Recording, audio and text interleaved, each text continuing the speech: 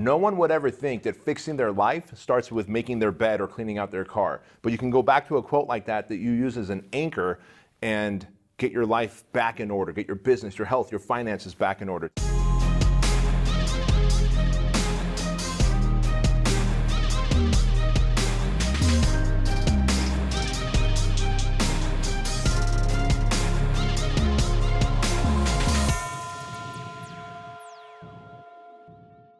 Bedros Keuilian, what is your favorite quote? My favorite quote is from a guy named Doug. He was my supervisor at Disneyland, and he was someone I looked up to. And his quote was, "Circumstance does not change responsibility." And the reason he told me this is because one day I was a fry cook at Disneyland, electric parades going on. The restaurant that I worked in was packed. And of course, I showed up a few minutes late and I let down everybody in the kitchen because I had a very critical role working the board. And I was trying to come up with all these excuses and reasons. And Doug is this giant 6'4", heavy-set guy. And he goes, "You know what, Bedros? Circumstance does not change responsibility." And in that moment, I knew that I had a responsibility to my job and to those guys, and I let them down no matter the circumstance. So that's my favorite quote. What about yours? Mine is a classic from Jim Rohn, which is, "You're the average of the 5 people that you spend the most time with." And listen, this is true. This is Harvard research proven. So there's a guy at Harvard, and he's proven that if you hang around people that smoke, you have a greater chance of becoming a smoker. If you hang around people that are overweight, you have a greater chance of becoming overweight because you develop those habits of the people. So it's not just some cliche, it matters so much. And we see this in all of our coaching clients. When they level up, when they go to the next level and they meet people that are higher performers, they become more successful in life. So listen, my name is Craig Ballantyne. This is Bedros Keuilian. We are here with another episode of the Empire Podcast. This one is going to be a lot of fun because we're going to go through our top 3 quotes each. That's right, 3 of our quotes that end up in our books. Like his are going to be from Man Up, mine are going to be from Perfect Day Formula and my new book, Unstoppable. And we're going to share with you how important these quotes are to your life, how they apply. And then I'll give you one more tip. You need your own quotes, your own sound bites in your business because it allows you to be quoted. Like think of how many times you've quoted Zig Ziglar, Grant Cardone, or Bedros Keuilian, or Vince Del Monte, or Shanda Sumter, or my friend Kerry Wilkerson. All these people, right? They're thought leaders in their space. And when they have something that you go out and repeat and you say, "Oh, my coach Shanda told me and said," and then you go out and share that, now the word spreads. It's like viral marketing. So you need to have these in your life as well. But let's start with you, B. Yeah. Let's start with, I love this one from you, which is how you do anything is how you do everything. And I'll tell you what, I used to resist it at first, but I smartened up after you explained it. Yeah, and I think that I got to give credit where credit is due. And although I've adopted this as one of my quotes because I put it in my book, I do give credit to T. Harv Eckert. Got it. That's where I first read about it, and I don't know where T. Harv Eckert got it from. But man, truly everything in our life is connected. Like you can't imagine that everything's in a separate box, like your relationship is a separate box, your health, your finance, your mindset. I imagine all these separate boxes, but there's wires. And I'm a very visual person, right? So I imagine these separate boxes of health and mindset and relationship and business. And these wires go from one to the other and they're connected. So if my health is chaotic, then my business, my money, my relationships are going to be chaotic. And most people think, well, I can isolate the damage to just my car. And I always give the car example because I can go out in the parking lot right now and start looking inside of people's cars. And if I see burger wrappers and empty Starbucks cups and whatever candy wrappers laying around, you can tell they've been there a few days.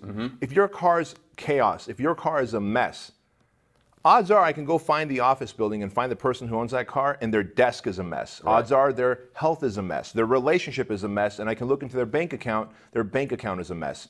And so there was a Navy SEAL leader, I forget his name now. He talks about making your bed. Do you know what I'm talking about? Yeah. Make your bed first thing in the morning. That's your victory. And it's like that domino of not hitting, like you say, don't hit the snooze button. Because if you hit the snooze button, you have the domino of failure. Right. So that's exactly make the bed in the morning. So really, if you make the bed in the morning, and if that's how you do everything, the rest of the day is going to be a success. If you don't make the bed and you hit the snooze button and you're rushed out the door, the rest of the day is going to be the same. So to me, how I do anything is how I do everything. And the proof is actually backed by science. It's not just a clever little quote. Yeah. It's backed by science. So you might as well get shit done the right way the first time so that you can set the rest of the day, the week, the month, the year, the rest of your life up for success. Absolutely. Yeah. What What about yours?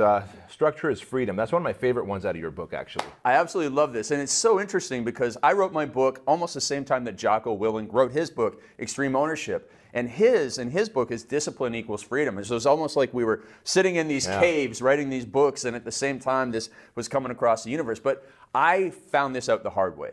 So when I was young, 30 years old, which isn't really young, but give me a pass here. So when I was 30 years old, I was really fortunate that I built my online business up, that I was able to stop being a personal trainer. And then I was working all the time, but partying all the time. So I had no structure in my life. I had no boundaries in my work. I was taking on everything, saying yes to everything, taking all these new projects, work. And then, hey, you know what? Let's celebrate tonight. You know, first it was Friday, then Thursday became the new Friday, and then Wednesday became the new Thursday. And the next thing you know, I'm out all these nights, but getting up early and working. So I had and suffered from what I call the paradox of freedom. And Johnny Depp had this. He spent all this money. Mike Tyson blew through $300 million of career earnings because he had no boundaries. He had no one saying, no, Mike, you can't buy the tiger, Mike. And so he got into all this trouble. So I realized I needed more structure in my life. And when I put structure into my days and into my clients' lives, like your life, I mean, I love your stories. That you're such a great an example of what happens when you do this. So you went from, you know, getting up late, being anxious, you know, working until 2, 3 in the morning. Yeah, and then not having time for the kids. You flipped that. You said, screw that. I'm getting on track. I'm becoming that fighter jet, putting structure into the day. So you're so structured in your day. Like, even when I'm here at Fit Body headquarters, you're like, okay, 2 o'clock, we're done here. I got to go to a meeting. I got another meeting after that. Done. And then you still get home on time to, you know, play ping pong with Andrew before dinner, have dinner with the kids and the family, and then do stuff with them after. Yeah. And you only get that freedom when you have that structure. So don't resist it. Embrace it. Embrace the structure of the day. Control your mornings and own that so that you can concentrate on what counts at night. Isn't that funny though? Because in life, I mean, let's face it, we're all working, we all have jobs, careers, businesses because, well, I want to build an empire and have freedom. Like that's the number one thing I hear. I want to have freedom. The next thing I hear is I want to make an impact, right? And then I want to have security for my family. Well, all that freedom is great, but you've discovered this paradox of freedom that you call. Freedom is good, but only when you have boundaries and structure. Otherwise, freedom does lead to overdose, does lead to getting the tiger, does lead to making really bad decisions, and then all of a sudden not being so free, being held captive again. Absolutely. Yeah. And that kind of bleeds into our next one, which is, title your book, Man Up. And then in Man Up, the big lesson there is leadership is the problem, leadership is the solution. You found this out. What does it mean for me and for everybody watching? Yeah, good point. So first of all, I used to think that I didn't have a leadership thing because I was like, hey, I'm the president, I'm the CEO, I'm the founder of Fit Body Bootcamp. I'm a leader, right? All right. And true, you are a leader, but you may very well be a horrible leader like I was. I was a very ineffective leader. And so if you have a business, guys, and this is the Empire Podcast, and I wish all of you to build a massive empire so that you can have just sick amounts of money and have a lot of meaning with that money. You know, go join help causes and charities. But in my case, I was a horrible leader. I was ineffective at communicating. I was unclear with my vision, with my team. In fact, I didn't even know how many, if you asked me, Bedros, how many Fit Body Bootcamp locations do you want? Back then, it would have been a lot. And if you said, well, when do you want these locations by? I would say as soon as possible. Right. Now, so if you're working for me, what kind of guidance does that give you? What is a lot and as soon as possible, right? Well, I mean, that can get you into trouble because, he wants it as soon as possible. I'll go and I'll get the guy on the corner to get one, you know? Can get you in a lot of trouble. And actually we did. In the beginning, 2011, 12, 13, we were selling franchises to people who didn't belong on our Fit Body Bootcamp franchise, and it caused a lot of problems, caused a lot of anxiety. And so when we actually switched the process, it was due to my leadership. I was very clear who the ideal Fit Body Bootcamp franchise owner was. I knew exactly that I wanted 2,500 Fit Body Bootcamp locations by the year 2023 because we'd be impacting 5 million people every single morning. And with that level of clarity and communication, I was all of a sudden able to lead my team. But no one ever says I have a leadership problem because it's easier to go, he's a bad videographer, they're bad salespeople, the marketing people just don't understand what I want, and the customers— Market's too competitive. Yeah, too competitive. The industry, the economy, and oh, by the way, right? You can blame everybody. I was even blaming my franchisees. Like, if they just don't understand how to run a Fit Body Bootcamp. Well, it's my job to teach them how to understand that, right? And so leadership is always the problem. Leadership is always the solution. And John Maxwell calls leadership a lid. He says leadership is the lid on which your success is either going to get suppressed or grow. So the higher that lid gets set, the more your business will grow, the more your finances, mindset, et cetera. So to me, leadership is everything. Oh, that is fantastic, my man. I love that one. Yeah. And so you've got a really good one here, and you've got a really good funny story to tell about it. So you got to tell this, but it's action beats anxiety, motion beats meditation, and work beats worry. I love that quote, and it's from your new book, Unstoppable. Yes. Tell us about it. All right. So you better remind me of what the funny story is, but I know I did borrow the middle part from this guy, Gary Halbert. So Gary Halbert was a very famous copywriter, and Dan Kennedy quotes Gary Halbert all the time. And so somehow it came up that Gary Halbert said motion beats meditation. And then I said action beats anxiety, motion beats meditation. And I started with that, and I thought, I need one more. And they all have to be the alliteration. You know? It's always got to be the same letter. So work beats worry, because that's actually the one that most people get. Because when I say motion beats meditation, all my meditation friends get a little butthurt when I say that one. It's like, oh, what do you mean? You know, meditation's good. And meditation is good. But what this means here is that if you're sitting there, and I experienced this earlier this year. I'd wake up and I was struggling with sales in one of my programs, and I'd wake up and I could have just stewed there and, oh man, you know, I'm having a bad day, and oh, nobody's buying from me. But if all I did was nothing, it only gets worse. And so I call that, when you're sitting there and you're meditating on a problem, when you're anxious about a problem, when you're worrying about a problem, the wheels are spinning in your anxious mind, and it's revving up anxiety for you. So what you have to do is anything. Just take that little first step in the right direction. Send the email to a prospect. Anything. Action beats anxiety. Work beats worry. That little bit will get you started. It's like when we go into the gym, right? Oh man, I went to the gym today. You know what? Just go to the gym, do the warm-up. Okay, all right. Just go and do one set. Okay, now I'm good. And then, you know, the next thing you know, you have one of the best workouts of your life, right? Yeah. Had that all the time. And so action beats anxiety, motion beats meditation, work beats worry. So when you're sitting there stewing, don't. Get out of your own head and start doing something. So what's the funny story? Well, why don't you tell our friends about one of your clients who decided to write this? Oh, right. Yeah. I mean, this is an amazing quote that you have, and he decided to quote you and write it on the wall. But what did he do? Well, so here's the thing: is I love the book Relentless. Tim Grover wrote it. He used to be Michael Jordan's personal trainer. I hired him for my big event, the Perfect Life Retreat. He's coming to speak. And so I read Relentless 3 times this year, when I was going through that phase of waking up and, I didn't sell something yesterday. You know what? I read 3 pages of Relentless, and the next thing you know, I'm running my head through a wall because I'm taking action.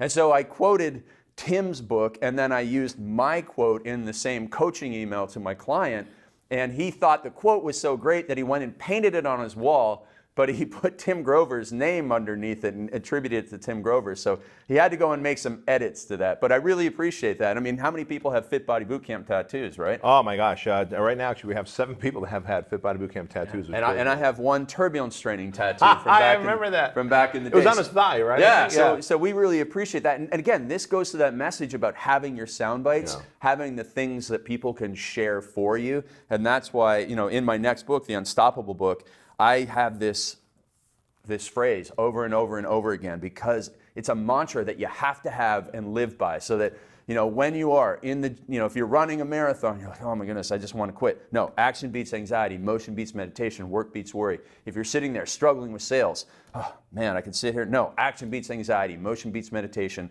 work beats worry. You can always have this in your head. You can write it down. You can tattoo it on your arm. You can paint it on your wall. And when you are looking at that every day, that's when you'll take action. And you know what? It's important for everyone to have their quotes that they come up with, because it does help position you as an authority in your space. And obviously, being entrepreneurs, being empire builders, you want to be an authority in your space. Yes. And you want a quote that's shareable. But also, quotes like this are things that you can anchor to, right? So that when you're having anxiety, you go back to that. When you realize that leadership is the problem, you can go, oh my gosh, that's right. Leadership is the problem. Leadership is the solution. When you're chaotic in life, you go, you know what? Where does it start? It starts by cleaning out my car. No one would ever think that fixing their life starts with making their bed or cleaning out their car. But you can go back to a quote like that you use as an anchor and get your life back in order, get your business, your health, your finances back in order. To me, that's a huge thing. By the way, the Perfect Life Retreat that Tim Grover is going to be speaking at, and I'm very fortunate enough that I'll be speaking at that event too. And everyone's got a copy of your book. Yeah. What are the dates? What's the location? Why don't you tell our friends about it? Because I think if you missed a Perfect Life retreat, like you're missing out on something monumental. Yeah, it's going to be an absolute game changer. It is November 8th and 9th in beautiful San Diego, California. And you can go to perfectliferetreat.com. We have a 2-for-1 ticket sale on now. You'll be able to bring a business partner, a spouse, someone who needs to be there with you as you go through this incredible 2 days where we do some of my favorite mental exercises to help you become more productive, more successful, plan out your next year, and also hear from some of my amazing friends like Tim Grover, like Bedros, like Shanda Sumter, and Sharon Srivatsa. Oh, and there's a huge amount of networking. That's my favorite part of the event. Yeah, you're really good at getting people to network well together. Yeah, absolutely. And so one last thing on the having the quotes is that we go back, and we mentioned this before, that I always hear those words from Bedros Keuilian when I wake up in the morning. You know, if you hit the snooze button, you're telling your hopes and dreams that they can wait. And I never hit the snooze button because I'm making that decision that leads me down the right path. Which leads me to the next quote that I love of yours, which is about being decisive. And you say, be responsive, not reactive. Yes.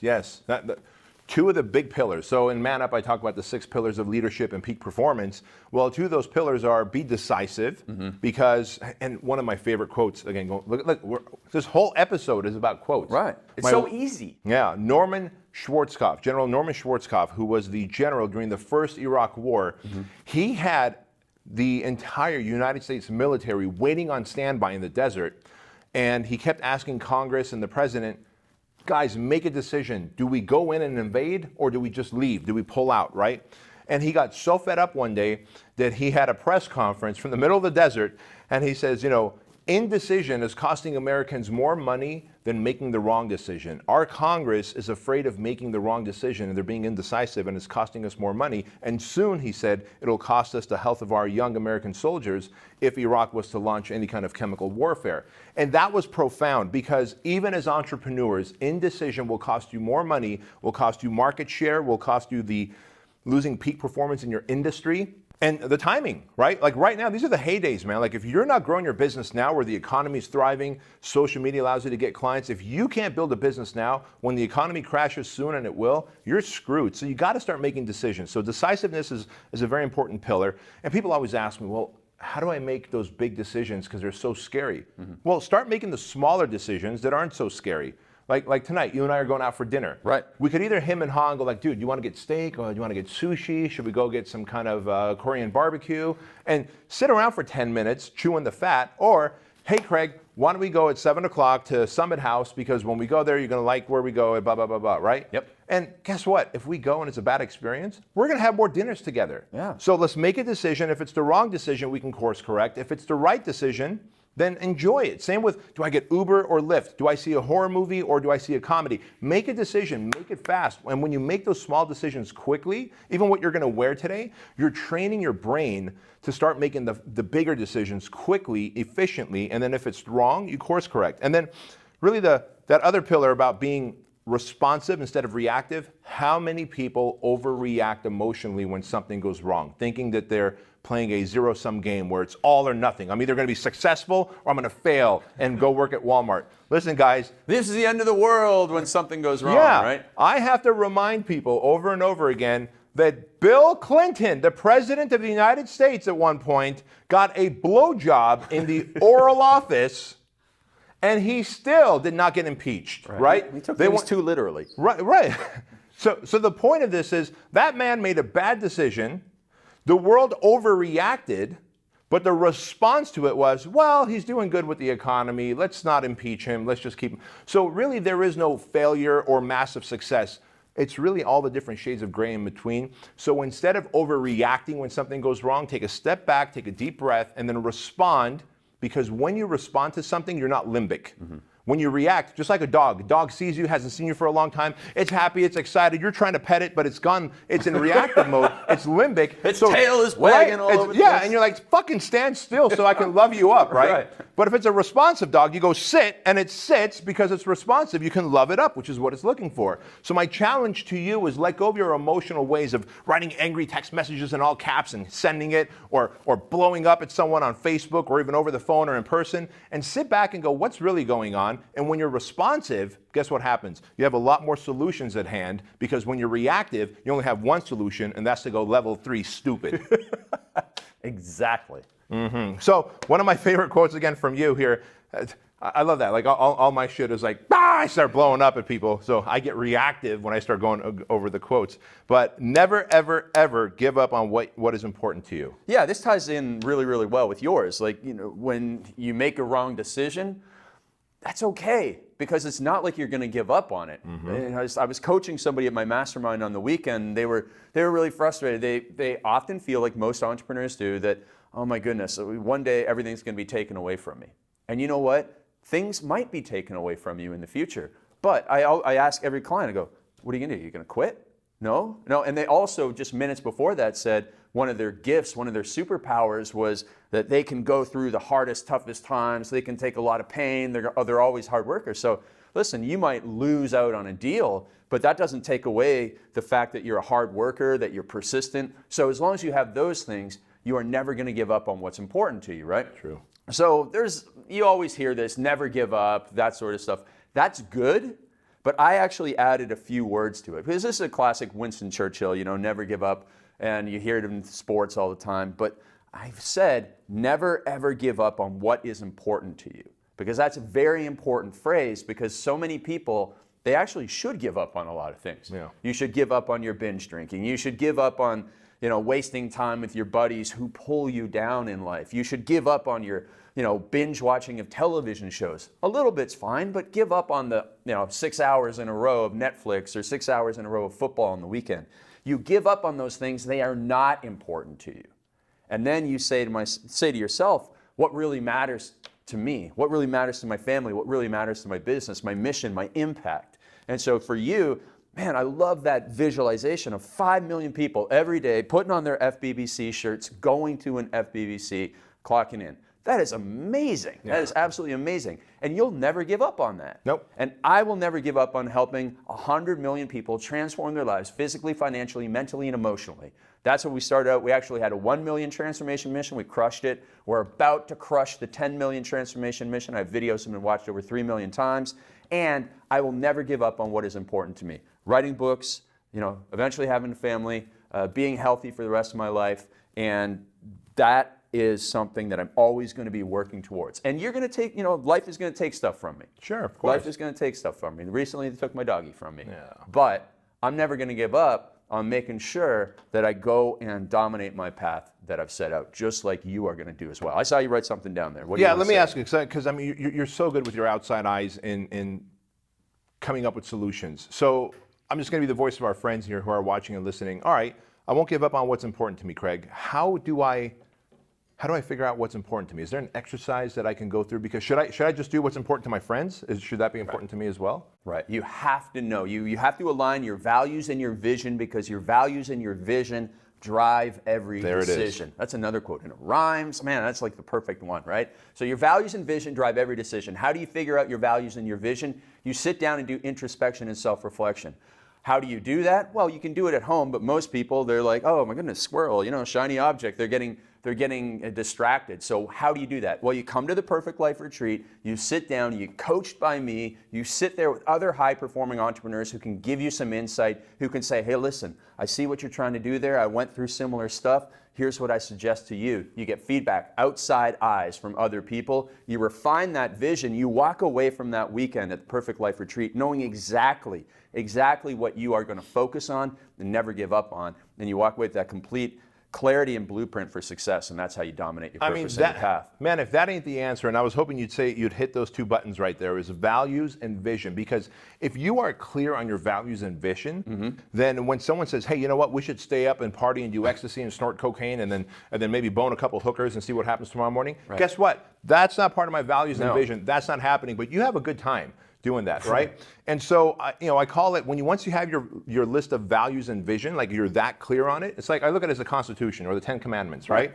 It's a straight line to success. Straight line to success. And when somebody says, hey, let's go and do this, or let's go and do that, even like if, hey, I want to lose 10 pounds and gain 5 pounds of muscle, and your friends say, hey, let's go to Pizza Hut, that's a detour off your straight line to success, and you don't even have to think about it, you just say no. Yeah, and I call that the non-negotiables. Like anything that's not a part of my values and vision, it's non-negotiable. Like Right. I won't do it. And so instead of trying to negotiate with, yeah, okay, I'll go out with you for pizza, but I'll just have a chicken breast. Look, odds are you're going to have the pizza if you're going to pizza with your buddies and alcohol is there and all of a sudden your temptation sets in. So it's non-negotiable. I'm not going out for pizza.